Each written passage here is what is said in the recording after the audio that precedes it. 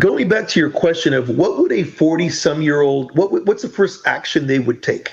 So I remember, we are taught, my mom and dad told me, and society told me, and every classroom teacher and professor told me, you got to get good grades to get a job. So the first thing that was in me is I need a job, right? And you and I have had conversations about, in this moment in time, there are people who are wildly successful who never took a step into any college. They never finished high school, but they started getting out there in the real world, experiencing life, growing, and now learning online as often as they could. And so they managed their time a little better. And in so doing, at a young age, they learn to manage people. And in a young age, they learn to manage themselves and take control over their mind. And so I believe that getting a job is a fallacy as well. I'm not saying that shouldn't be the starting point, because we need some life experience.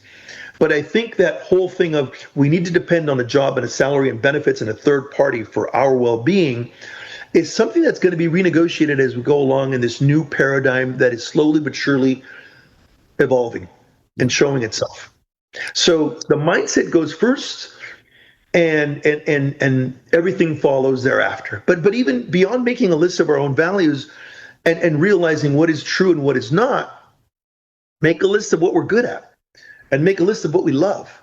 And when those three categories can join as one, for the first time, we can make a decision as to, now I know who I want to be when I grow up. And that could happen at the tender age of 50, by the way.